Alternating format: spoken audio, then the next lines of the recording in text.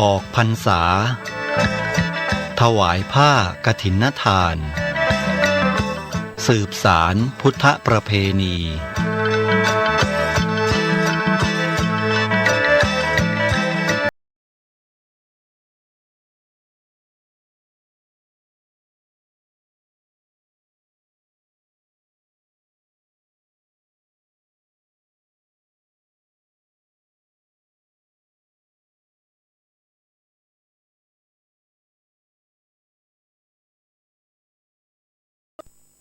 กฐินทานคือสังฆทานบุญทานยิ่งใหญ่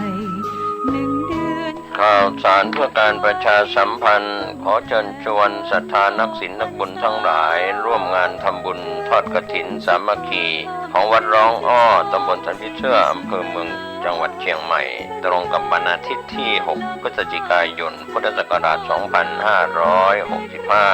ขึ้น 13 ค่ำเดือนยี่ทอดถวายกับพระสงฆ์ที่จำพรรษาท่วนไตรมาสของวัดร้องอ้อเวลา 9:30 น.เป็นต้นไป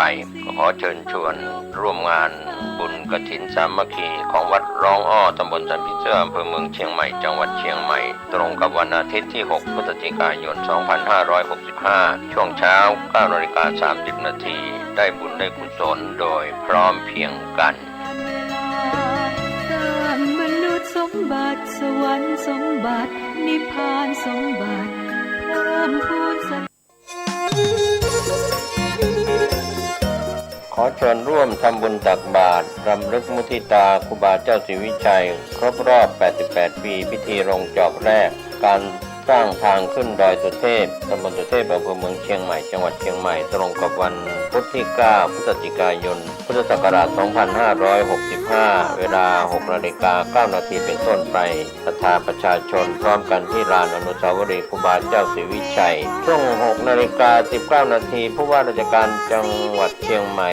ถวายเครื่องสักการะครูบาเจ้าศรีวิชัยถวายเครื่องสักการะเจ้าแก้วนวรัตน์ต่อจากนั้น 6:29 น.ทำบุญตักบาตรรำลึกมุทิตาครูบาเจ้าศรีวิชัยพระภิกษุสามเณร219 รูปออกรับบิณฑบาต 7:29 น.ผู้ว่าราชการจังหวัดเชียงใหม่จุดธูปเทียนบูชาพระรัตนตรัยไหว้พระสมาทานศีลอาราธนาพระบริตรพระสงฆ์เจริญพุทธมนต์ 9 นาฬิกาประธานโดยผู้ว่าราชการจังหวัดเชียงใหม่กล่าวเปิดโครงการสักการะครูบารักษาห้วยแก้วท่านสิริพรสิริโสดาผู้อำนวยการสำนักงานคุมประพฤติจังหวัดเชียงใหม่กล่าว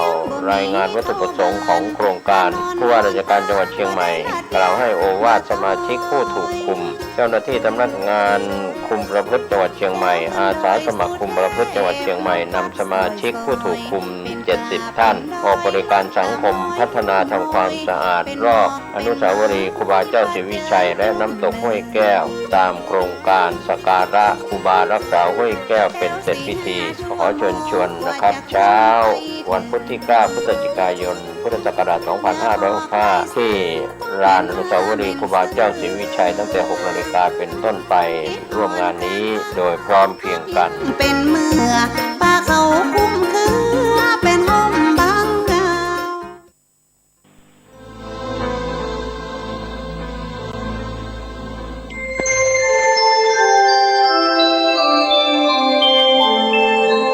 ขณะนี้ท่านกำลังฟังสถานีวิทยุกระจายเสียง FM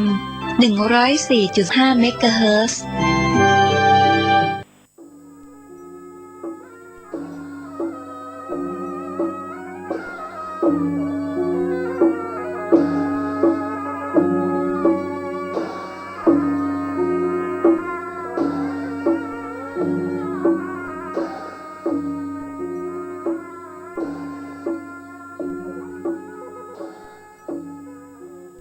ขอความเจริญในธรรมและความผาสุกทางใจจงได้มาบังเกิดมีกับท่านสาธุชนคนดีผู้เจริญในศีลผู้เจริญในธรรมทุกท่านพร้อมกันนี้ขอยกมือ10 นิ้วกราบอาราธนาเอาคุณพระแก้วเจ้าทั้ง3บุญศีลบุญทานที่ท่าน ผู้ฟังทั้งหลายได้กระทำปั้มเปงมาในอดีตและกำลังจุดจะทำในเวลานี้คุณพ่อคุณแม่ผู้ให้กำเนิดเกิดมาเป็นคนคุณครูบาอาจารย์ผู้ประสิทธิ์ประสาทวิชาความรู้สิ่งศักดิ์สิทธิ์ทั้งหลายเสื้อวัดเสื้อวาเสื้อบ้านเสื้อเมืองพระสยามเทวาธิราชพระบรมธาตุเจ้าดอยสุเทพพระธาตุเจ้าหริพูนชัยพระธาตุเจ้าลำปางหลวงพระธาตุเจ้าจ่อแฮพระธาตุเจ้าแจ้แห้งพระธาตุเจ้าดอยกองมูพระเจ้าตนหลวงพระธาตุเจ้าดอยตุงและครูบาเจ้าศรีวิจัยนักบุญแห่งล้านนาไทยเป็นต้นขอกราบอาราธนาและเชิญชวนมาปกปักรักษาท่านสาธุชนผู้รับฟังรายการเมื่อเช้าวันนี้ทุกท่านขอให้มีความสุขกายและสุขใจสุขทางกายนั้นปราศจากโรคภัยไข้เจ็บอันร้ายแรงสุขทางใจนั้นขอให้ปราศจากความโลภความหันแก่ตัวหันแก่ได้ความโกรธบ่มีหิริโอตตัปปะบ่มีสติปัญญาความหลงอันปราศจากความย้ำคิดต่างๆขอความสุขอันสมบูรณ์นี้บังเกิดมีแก่ท่านผู้ฟังทั้งทุกท่านพร้อมกันนี้ก่อนที่จะออกรายการขอเชิญชวนมวลท่านผู้ใจบุญทั้งหลายได้ไหว้พระเพื่อให้เป็นสิริมงคลต่อไปปนมมือขึ้นเด้อว่าพร้อมกันอะระหังสัมมาสัมพุทโธภควาพุทธังภควันตังอภิวาเทมิกราบสวากขาโตภควตาธัมโมธัมมังนัมมัสสามิกราบสุปฏิปันโนภควโต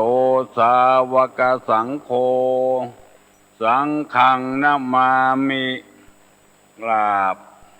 หันทมยังพุทธัสสะภควโตบุพพาคณามะกะลังกะโลมาเสนะโมตัสสะภะคะวะโตอะระหะโตสัมมาสัมพุทธัสสะนะโมตัสสะภะคะวะโตอะระหะโตสัมมาสัมพุทธัสสะนะโมตัสสะภะคะวะโตอะระหะโตสัมมาสัมพุทธัสสะพุทธังสรณังคัจฉามิธัมมังสรณังคัจฉามิสังฆังสรณังคัจฉามิตุติยัมปิพุทธังสรณังคัจฉามิตุติยัมปิธัมมังสรณังคัจฉามิตุติยัมปิสังฆังสรณังคัจฉามิตติยัมปิพุทธังสรณังคัจฉามิตติยัมปิธัมมังสรณังคัจฉามิตติยัมปิสังฆังสรณังคัจฉามิอิติปิโสภะคะวังอะระหังสัมมาสัมพุทโธวิชชาจารณะสัมปันโนสุขโตโลกาวิทูอนุตตโลปุริสธรรมสารติสัตตาเทวะมนุษสานังพุทโธภควติสวากขาโตภควตาธัมโมสันติติโกอากาลิโกเอหิปัสสิโก โอปนะยิโกปัจจตังเวทิตโพวิโยหิติสุปฏิปันโนภควโตสาวกสังโฆอุจุปฏิปันโนภควโตสาวกสังโฆญาญาปฏิปันโนภควโตสาวกสังโฆสามิจิปฏิปันโนภควโตสาวกสังโฆญะติตังจัตตาลิปุริสายุคานิอัตถะปุริสาภุคลาเอสะภะคะวะโตสาวกสังโฆอาหุไนโย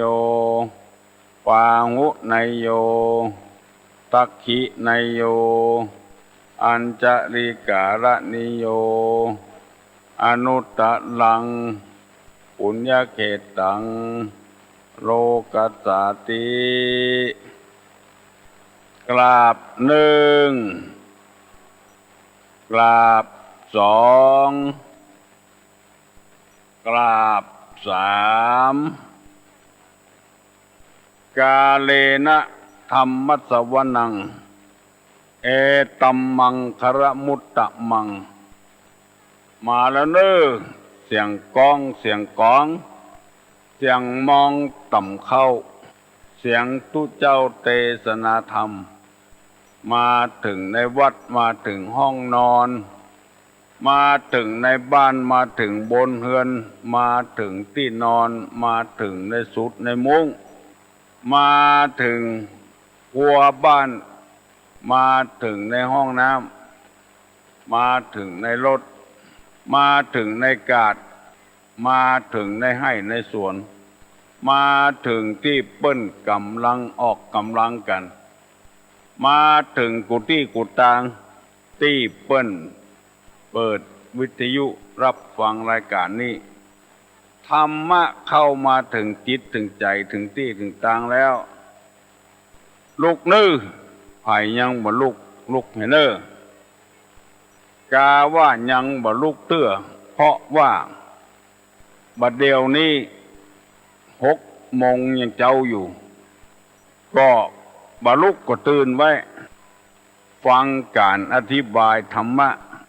เอามาแจกมาจ่ายคำที่อยู่ที่นอนทั้งนี้ทั้งนั้นเพื่อจะให้ท่านสาธุชนทั้งหลายได้เข้าใจน้ำธรรมคำสอนเอาไปประพฤติปฏิบัติเป็นเรื่องของทางจิตทางใจความมั่นคงในชีวิตในหอในเงินในบ้านในจองในวัดในวาเพราะว่ามีคุณธรรมทั้งนั้นเป็นหากแก้วหากตนของทางครอบครัวในหมู่บ้านตำบลในครอบครัวถ้าบ่มีคุณธรรมมันงอนแง่นคอนแคลนไผบ่ใครไว้ใจไผบอกว่าเมื่อวันบอกว่าเมื่อคืนเพราะครอบครัวปราศจากคุณธรรมลุกนื้อพอออกไม่ออกแกงกินตะวาเมื่อค่ำยังไม่ได้ล้างเตื้อมาล้างถ้วยล้างจานเตื้อเหม็นบึ้งหันถ้วยก็ดีผ้าก็ดีแจ้ไว้ยังไม่ได้ซักเตื้อโอ้การที่ไปฟังกำหลับกำนอนนั่นผู้หูตั้งหลายคนขยันตั้งหลายเพิ่นว่าเป็นทาสเป็นขี้ข้าของอารมณ์เมืองไทยเฮานี้ตะกอนปกครองแบบสมบูรณาญาสิทธิราชย์เจ้าบ้านผ่านเมืองเก็บเอาคนไปเป็นทาสทหารตำรวจไล่เซาะเต็กเอาคำบ้านคำจองเอาไปเป็นทหารตำรวจเปิงใจหุบ่เปิงใจหมู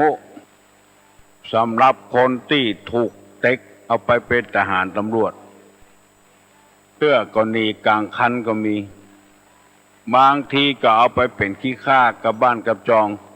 เสาะหาเรื่องหาราวที่จะเอาไว้เป็นขี้ข้าโดยที่ฮื้อเข้ากินอย่างเดียวอนาคตนี่บัดเจริญแน่นอนเพราะตกไปเป็นทาสของเปิ้นขี้ข้าของเปิ้นมีเข้ากินเนี่ยมีบ้านอยู่เนี่ยจะเจริญไปหน้าไปตามมีลูกมีเต้าจะส่งเขาห้ามเขาเฮียนเป็นอภิชาตบุตรที่ดีของพวกของแม่บ่มีโอกาสแล้วลูกก็ต้องเป็นขี้ข้าทาสต่อไปเพราะพ่อเพราะแม่เป็นทาสของเจ้าบ้านผ่านเมืองคนใดมีอำนาจเหนือกว่าคนผู้น้อยย่อมถูกข่มเหงเต่งแปะความดิ้นรนของคนเฮาอยากจะให้เป็นประชาธิปไตยไผบ่ต้องไปเป็นทาสของไผเกิดขึ้นมาแต่นานมาแล้วในที่สุดพระเจ้าอยู่หัวองค์ก่อนก็เลยเลิกทาสบ่ให้มีทาสบ่ให้มีคนใจฟรีอันยังก็ต้องจ้างกันแต่แล้วเฮาทั้งหลายก็ยอมไปเป็นทาสของมันอยู่ทาสที่ว่านี่คือทาสขี้ค้านทาสการพนันทาสเหล้าทาสยายอมไปเป็นขี้ข้าของมันหมดบ่ยอมสลัดออกถูกมันบังคับอยู่ตลอดเวลาต้องไปเล่นต้องไปกินเหล้าต้องไปแอวเมื่อค่ำเมื่อคืนเป็นทาสของอารมณ์ทั้งนั้นเพราะฉะนั้นการฟังเทศน์ฟังธรรมฟังตุเจ้าประกาศธรรมเพื่อจะให้คนฟังนั้นพ้นจากทาสความเป็นขี้ข้าของการพนันเล่นเอาจนหมดเนื้อหมดตัวเงินเดือนออกมาแทนที่จะเอาใจถึงลูกถึงเมียบ่เอาได้ใจสกรรมเอาไปเสียไปเสี่ยงกับการพนันอย่างหมด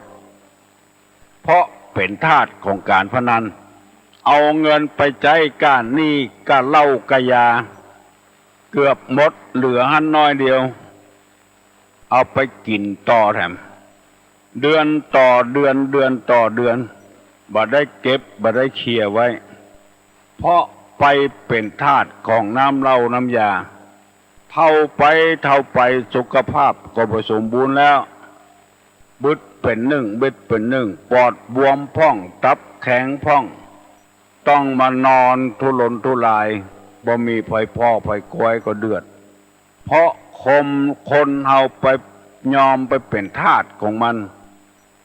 บ่นึกถึงอนาคตที่จะเจริญรุ่งเรืองไปหน้า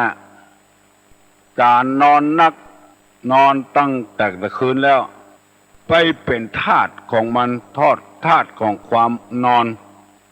ความมั่นคงชีวิตก็จะบ่ค่อยมีในพระพุทธศาสนานี่สอนให้คนพ้นจากทาสอันเรื่องกินเรื่องอยู่นี่บอกว่ามันมีความจำเป็น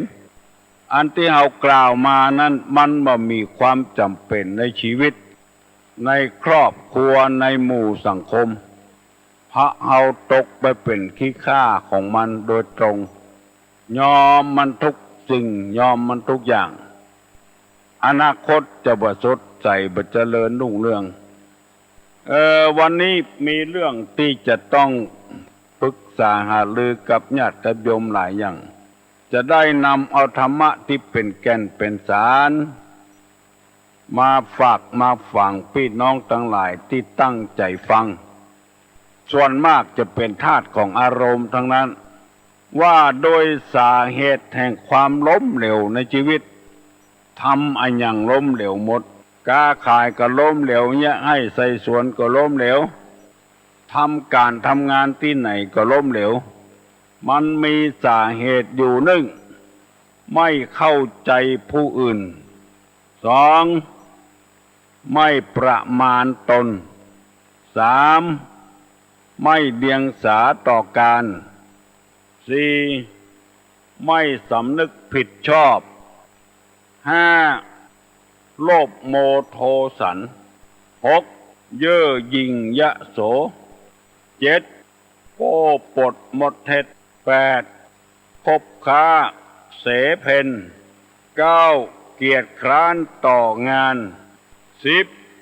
ก่อหนี้ก่อสินโพ้นตัวได้อธิบายไปแล้ว10 ข้อเป็นคนบกลัวหนี้บกลัวสินยืมอยู่ติกๆมามีไส้หนีละหนี้ละสินไว้ให้ลูกให้หลานไปก่อที่อื่นแถมสงครามเฮายังบ่ปอกลัวตัวใดน้ำท่วมถึงเวลามันแห้งมันก็แห้งเฮายังบ่ปอกลัวตัวใดไฟไหม้มันมีเวลาดับแต่หนี้สินนี่มันบ่มีเวลาดับเพราะนิสัยไปก่อขึ้นมาแถมติ๊กๆเป็นเรื่องที่น่ากลัวเป็นอย่างมากปีต่อปีเดือนต่อเดือนวันต่อวันบ่มีอิสระบ่มีเสรีภาพหันเจ้าหนี้ก็ใจบ่ดีละบ่ม่วนใจอันนี้เป็นข้อที่10ได้อธิบายไปแล้วข้อที่11ขี้เหล้าเมายาอันนี้อนาคตก็ไปบ่ได้ไปบ่ไกลเป็นคนขี้เหล้าเมายาอันนี้ก็อยู่ในบายมุขเหมือนกันคำว่าขี้เหล้าเมายานี่เพราะมันตกเป็นทาสของมันเห็นแล้วตกอยู่ในบ่วงของมันเนี่ยแล้วมันแวดตัวเฮาหมดดิ้นรนบ่ได้แล้วเสียชื่อเสียเสียงถ้าว่าเป็นขี้เหล้าเมายานี่บละอายละความโหที่สะสมมาก็ดีตำแหน่งหน้าที่เคยมีก็ดีคนเคยยกย่องสรรเสริญว่าเป็นคนดีคนงามคนหูคนหวักมันหายไปหมดเชื่อกรรมอย่างบ่ได้แล้วเสียดายคนน้ำที่คนแปลงขึ้นมาเพื่อหวังจะความร่ำรวยเอาเงินเอาทองสร้างโรงงานขึ้นมาเปิ้นร่ำเปิ้นรวยกันตัวเองไปซื้อกินของเปิ้นหัวลาน้ำวันค่ำคืนหุ่งยอมให้มันหมดทรัพย์สมบัติก็ยอมให้มันความรู้ที่มีอยู่ก็ยอมให้มันยศถาบรรดาศักดิ์ที่มีอยู่ก็ยอมให้มันสารพัดอย่างแม้แต่ลูกก็บ่พอประกอยละเมียก็บ่พอประกอยละเป็นทาสของมันอันนี้เปิ้นฮ้องกันว่าความล้มเหลวเกิดขึ้นในเฮือนหลังนั้นในหมู่บ้านนั้นบัดเดียวแถมซ้ำหายธรรมะบ่เข้าถึงจิตถึงใจคนไอ้ยังนั่นก็เอาเหล้าเป็นใหญ่เป็นโตที่เราเมายาเอามากินกันเอากระลกปกปากมาตีกันดังล่มล่ำเวลาเมานั้นหมูสึกละพี่น้องเพื่อนบ้านใกล้เฮือนเคียงแม่ห้างจางไม่บ่ได้รับบ่ได้นอนกันเอากันคืนหุ่งเพราะความสนุกเพลิดเพลินของตัวเองอายุยังสาวป่ายติดเหล้างอมแงมโมหัวบดคืนแล้วเป็นคนบ่มีรักบ่มีฐานแล้วไปเสาะเงินเสาะทองได้มาเอาเข้าใส่ปากใส่คอให้หมดมันเป็นเรื่องผิดวิสัยของคนดีคนดีบ่ทำกันมีแต่คนชั่วเท่านั้นทำกันตัวกินแล้วยังบ่พอให้คนอื่นได้เดือดร้อนโดยแถมบ่ได้รับบ่ได้นอนโดยแถมเพราะมุ่งหวังผลอย่างเดียวก็คือได้สตางค์ก้ากำไห้เหล้า อันนี้สำหรับคนขายสำหรับคนกินมามอมเมาตัวเก่าจนเสียเส้นประสาทเสียความรู้สึกคนใดไปติดเหล้าติดยาแล้ววางป่งวางได้แล้วบ่ต้องไปอุ่นใจอย่างกับมันแล้วเมื่อบ่กินเหล้ากินยานี่ดีตกลงกันอู้กันได้ดีพอกินเหล้าเมายาไปแล้วใจบ่ได้แล้วบางทีน่าเสียดายเหมือนกับรถหรูยี่ห้อจัดดีแต่เครื่องในมันเสียสมองมันเสียไปแล้วเปิ้งยังก็บ่ได้แล้วอันนี้ขอฝากไว้กับคนที่ยังบัดติดเหล้าบัดติดยาอย่าไปเป็นขี้ข้าของมันทาสของมันเป็นคนใจของมันนักลำไปเมื่อบักกินเหล้านี้ช่วยลูกช่วยเมียเนี่ยกันเสาะหาเงินหาทองช่วยกันเพื่อเอามาจุนเจือรายได้ของบ้านพอเหล้าเข้าปากแล้วเนี่ยยังบ่ได้สักอย่างเมาเกินไป แล้วมันเป็นสิ่งแปลกปลอมด้วยนะไม่ใช่ว่าของดีนะแปลกปลอมเหมือนกับเอาคนต่างด้าวมาใจในบ้านมันจะลักของเฮาเมื่อใดบ่ฮู้เผลอเมื่อใดมันเอามาอันเหล้าขี้เหล้าเมายาที่ว่านี่ก็อย่างเดียวกันมันจะเอาร่างกายของเฮาเวลาใดบ่ฮู้ขับรถก็รถไปโจรกินเหล้ามาแล้วก็มาสร้างความเดือดร้อนในครอบครัวตัวยังบ่พอครอบครัวคนอื่นแถมอันนี้เปิ้นฮ้องว่าความล้มเหลวของชีวิตไปเอาสิ่งแปลกปลอมเข้ามาในบ้านเข้ามาร่างกายเป็นถุงลมโป่งเป็นหายใจอิดเป็นฟืด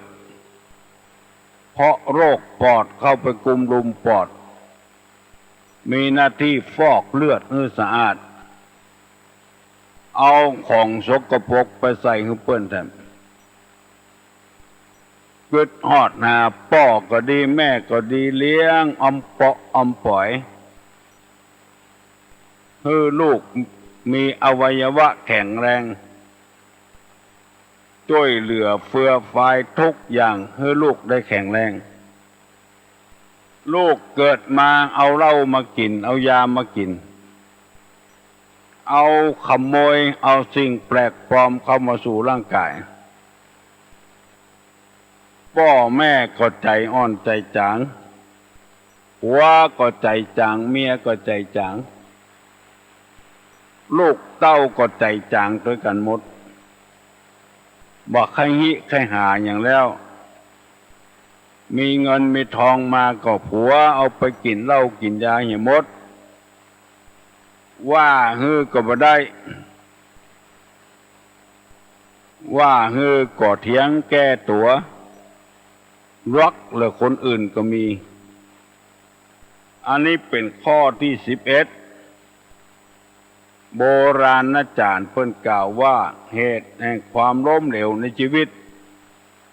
มันจะมีเป็นอย่างอี้ขี้เหล้าเมายาอันข้อ10ว่าก่อหนี้ก่อศีลข้อที่11ว่าขี้เหล้าเมายาข้อที่12ที่จะได้นำมาอธิบายในวันนี้มีใจความว่าหูเบาเฉาปัญญาอันนี้ก็ตัดอนาคตชีวิตต้องล้มเหลวเป็นคนหูเบาเฉาปัญญาเป็นคนเชื่อง่ายภัยปอบภัยยนตั้งใดก็ไปตั้งนั้นเฉาปัญญานี่คือบ่มีสติบ่มีปัญญาจูเอาของคนอื่นว่า บ่ใจมันสมองของตัวเฮียพ้องคนอื่นหันว่าดีก็ดีตัวเปิ้นทั้งที่อันตรายจะเกิดขึ้นกับตัวอยู่แล้วก็ยังดีอยู่ว่าเป็นของดีของงามอยู่อันนี้เรียกว่าหูเบาตัวไผ่จวนไปทางใดก็ไปหมดอยู่ดีๆเสาะหาเล็กจีควนก้นว่าเดียวนี้ต่างราชการบ้านเมืองต่างการบ้านการเมืองความจริงบ่ใช่เรื่องของทุกเจ้าที่จะไปอู้เรื่องการบ้านการเมืองก็มีความจำเป็นเพราะว่าจะฮื้อเจ้าบ้านเจ้าจองเฮาเป็นคนบ่หูเบาไผจุไผลอกไปทางใดก็ไปง่าย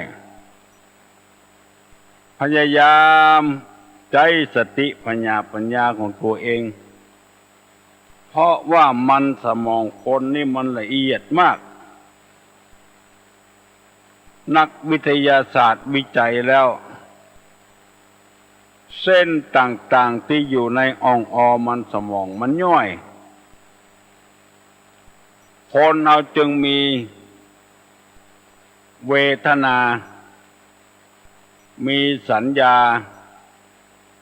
มีสังขารมีวิญญาณนักว่าสิ่งสาราสัตว์เปิ้นจึงฮ้องคนว่ามนุษย์แปลว่าผู้ประเสริฐประเสริฐได้อย่างไรพอคิดค้นขึ้นมาหมดอย่างตัวหนังสือเนี่ยเอาแตนกำอู้กำจ่าได้เอาเป็นหลักเป็นฐานได้ไผค้นขึ้นมาตัวหนังสือก็คนอันเนี้ยยังแบบปอมันถูกมันต้องทำกำอู้กำจ่ามีเสียงเบามีเสียงหนักมีเสียงกลางสละก็สละสลวยมีตัวหนังสือเป็นของเฮาเพราะฝีมือมันสมองของคนหูทั้งนั้นแปลงตัวอักษรขึ้นมาเพื่อจะมาแทนกำบอกกำเล่ากำอู้กำจ๋าเพราะมันสมองของคน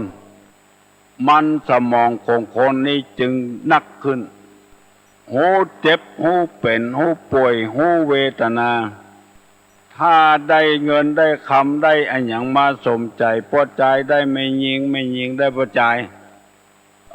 ก็เกิดความรู้สึกขึ้นดีอกดีใจขึ้นเพราะว่าสมองสติปัญญาดีได้มาจากมันสมองบางทีไปล้มเสียหายตายเสียจากเพราะมันสมองบ่ดีบ่มีสติบ่มีปัญญาวิธีที่จะได้อาหารมันสมองเพื่อเป็นคนเฉลียวฉลาดก็เปิ้นลวกจากเปิ้นเนี่ยเจอใดก็มันมีแรงเนี่ยแก่งการศึกษาเล่าเรียนแรงฝึกซ้อมถ้าคนเอาไปขี้ค้านเหี่ยเวลาเนี่ยเวลากำลังกำลังเฮียนอายุยังน้อยๆอยู่ไปทำการทำงานยังบ่ได้เตื้อพ่อแม่ส่งเขาเขาเฮียนก็ต้องตั้งอกตั้งใจเฮียนตามที่พ่อที่แม่ต้องการบ่แอวเซเพ้นบ่ลบบหลีกในการเฮียนหนังสือตั้งหน้าตั้งตาเฮียนไปอยู่เรื่อยๆจนจบมีงานทำมีเงินเดือนกินสะสมทรัพย์สมบัติไว้อันนี้บ่เอาบ่เฮียนไปเอี่ยวหั่นเอี่ยวนี่คือมันแล้วเป็นวันจุพ่อจุแม่อันนี้อนาคตก็จะไปบ่ไกลเพราะว่า หูเบาเฉาปัญญาบ่มีความรู้ความฉลาดอย่างสักอย่างได้เงินได้ทองมาใจบ่เป็นก็เพราะความอับเฉาเบาปัญญานั่นเองมีทรัพย์สมบัติมรดกของพ่อของแม่ตายละไว้ฮื้อบ่สามารถเอาของเปิ้นงอกเงยเจริญรุ่งเรืองขึ้นยังบ่พอลิดรอนเอาไปขายเท่าน้อยขายเพื่อสนองตัณหาคือความอยากของตนต้องการอันใดก็ขายที่บ้านที่จองของพ่อของแม่เพราะว่าเป็นคนอับเฉาเบาปัญญาเปิ้นจนไปทางใดก็ไปหมดพ่อแม่พี่น้องทั้งหลายลูกนื้อฟังใจอ่อนเตื้อฟังหนีไปไหนเตื้อฟังต่อไปมันได้ผลธรรมะเป็นเจี๊ยเมื่อตะคืนนี้ไปฮือโอวาทที่บ้านตาไคร้มีกำนันผู้ใหญ่บ้านสอบต.นายกประธานสภารองนายกโอ้มากันหลายแก่บ้านกำนันก็มากันหลายมาให้กำลังใจกับเจ้าภาพคือคุณวิชัยคำก่อเมียเพิ่นตายพากันตั้งอกตั้งใจฟังธรรมเทศนาเพราะก่อให้เกิดปัญญาบ่อับเฉาบ่อับเฉาบ่หูเบาเฉาปัญญาเกิดให้ความเจริญรุ่งเรืองขึ้นอาหารการกินที่ศึกษาเราเรียนมีแต่ทำไมคนเขายากจนอยู่ทำไมคนจึงบ่เกิดความรู้นักหนาป้านเหมือนกับประเทศอื่นบ้านอื่นยังมีหูเบาเฉาปัญญาอยู่ก็เพราะปราศจากคุณธรรมปราศจากศีลธรรมสอนแล้วบ่ฟังก็เลยเบาปัญญาไปเห็นอันนี้ฝากฝังไว้กับพี่น้องทั้งหลายเขาต้องฝึกฝนสติปัญญาเฮาอยู่เรื่อยๆเฮาบ่ใจเกิดมาใจกำลังบากกำลังแหงอย่างเดียวถ้ายังเป็นงัวเป็นควายเป็นช้างเป็นม้านี่ใจกำลังอย่างเดียวกำลังทางกายกำลังทางสมองทางความคิดนี่บ่ได้ใจมันก็เลยเป็นทาสของเปิ้นตลอดเวลาเป็นข้าใจของเปิ้นเอาเจ้าของมันว่าเวลาหลับเวลานอนอยู่บัดเพิ่นห้องลุกไปใส่ล้อใส่นาเอาไปใส่ต่างอย่างม้านี่จะเป็นได้ลุกโดยเปิ้นเพราะมันบ่มีสมองบ่มีปัญญาบ่มีความคิดนักไผอยากจะฮื้อชีวิตบ่ล้มเหลวฮื้อปฏิบัติต่างรับตามหลักธรรมนี่เถอะเติงบ่มีปัญหาอย่างแล้วขอขอบคุณพ่อออกไม่ออกพี่น้องทั้งหลายที่ปากันฟังกูเจ้าระยะก่อนขาดแคลนไปกรรมเพราะความมาวุ่นวายทางการบ้านการเมืองวิทยุชุมชนต้องปิดกันระนาวเปิดกันมาได้กลัวผิดกฎหมายบ้านกฎหมายเมืองโอ้คนก็วุ่นวายกันโทรศัพท์มาหาว่าบ่ม่วนลุกมาเมื่อเจ้าบ่ได้ยินธรรมะจากครูลุง บางคนก็บอกว่าวันค่ำอยู่บ่มีความหมายอย่างสักอย่างเหมือนกับมีครึ่งวันเหตุแท้เพราะว่าบ่ได้ฟังธรรมะบางคนก็มารับสารภาพว่าชีวิตในบ้านในจองเนี่ยมีความสุขแล้วพ่อก็ฟังแม่ก็ฟังลูกก็ฟังต่างคนต่างฟังธรรมเอาธรรมะไปประพฤติปฏิบัติเพราะว่ารายการเมื่อเจ้านี่คนฟังนักตุลงจำเป็นต้องนำเอารายการนี้กลับไปเหี่ยก่อนเนาะยกมือขึ้นจะปันปอนให้เป็นสิริมงคลต่อไปอายุวัฒโกธนวัฒโกสิริวัฒโกยัสสะวัฒโกปละวัฒโกวนะวัฒโกสุขวัฒโกโหตุสัพพทาทุกขโรคาพยาเวลาโสกาจันตุจุปตวาอเนกาอันตรายาปิวินาสันตุจเตจสาสัพพีติโยวัจจันตุสัพพะโรโควินัสสันตุมาเตภวะตวนตาลาโยสุขีติคายุโกภวะอภิวาตนะสีริสานิจังวุธาปจายโนจัตตาโลธรรมาวัฏันติอายุวันโนสุขังปะลัง